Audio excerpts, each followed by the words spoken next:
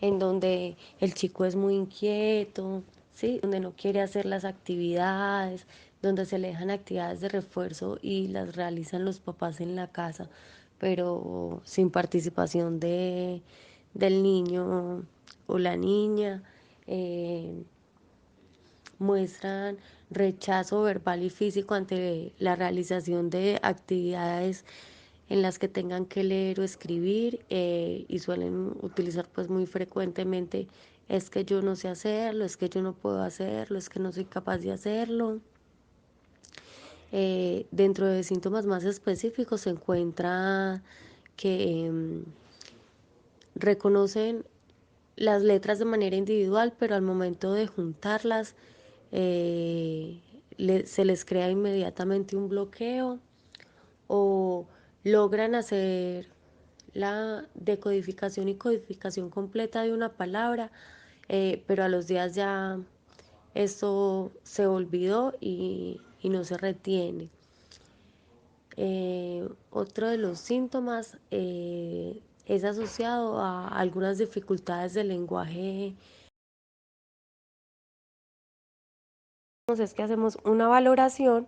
según una valoración pedagógica, según está estandarizado en la institución educativa, con base en las orientaciones ministeriales, a modo de checklist, para identificar cuáles son esos signos y esos signos de alerta más frecuentes, eh, y poder determinar las características específicas para hacer remisión a un especialista. Dependiendo de las características que se identifican, se define a qué tipo de especialista se envía la remisión para realizar una evaluación. Usualmente la evaluación que se solicita a nivel institucional es una evaluación neuropsicológica en la cual podemos identificar diferentes áreas del desarrollo a nivel cognitivo de una vez. Y luego de eso, pues se va haciendo seguimiento con los papás, entonces se hace este checklist con los profes, luego eh, yo que soy la docente de apoyo hablo con los papás, les indico cómo hacer todo el trámite por medio de las EPS o las entidades o algunas entidades de salud y apoyo a la población afectados, los dispositivos básicos de aprendizaje, y efectivamente pues las habilidades específicas, ¿cierto? Que tienen que ver con los procesos de lectoescritura y esto. Pero terminan siendo no tan generalizados, sino como propiamente del niño, principalmente por los niveles de motivación. Porque para algunos niños el hecho de no saber leer y escribir, y porque algunos profes en algunos momentos lo hacen sentir de esa forma, no digo pues directamente a los niños, sino a través del discurso,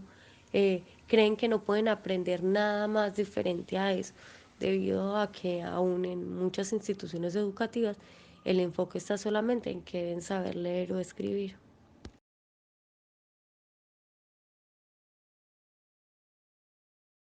Las características propias del niño,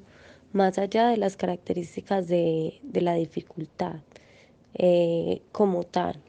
porque en muchos casos no hay un trastorno específico del aprendizaje diagnosticado, sino que tienen un diagnóstico generalizado como trastorno específico del aprendizaje. En otros casos lo establecen como afectaciones de las habilidades escolares, ¿cierto? Entonces, se tiene muy en cuenta las características particulares individuales de cada uno de los estudiantes a la hora de hacer la intervención, sobre todo de las condiciones con las que cuentan a nivel familiar, es decir, si hay un acompañamiento, las actividades que usualmente se les dejan como tareas para la casa, A estos chicos se les direcciona al refuerzo de esos procesos de lectoescritura con estrategias específicas a sus habilidades.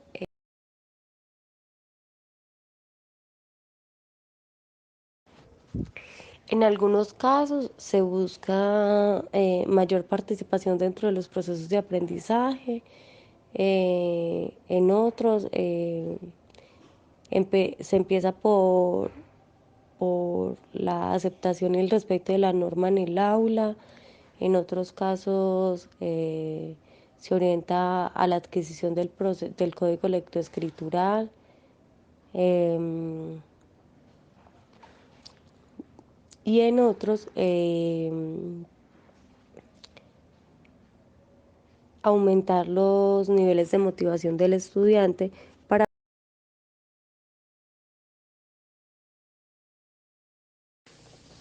a la familia suele recomendársele y orientar todo el proceso diagnóstico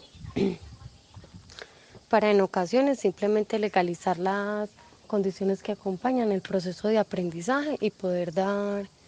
de alguna forma como el argumento de por qué se realizan los acompañamientos y flexibilizaciones que se hacen dentro de la institución educativa.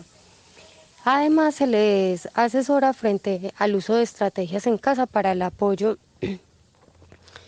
refuerzo y o control de algunos de los síntomas que se presentan en esas dificultades de aprendizaje.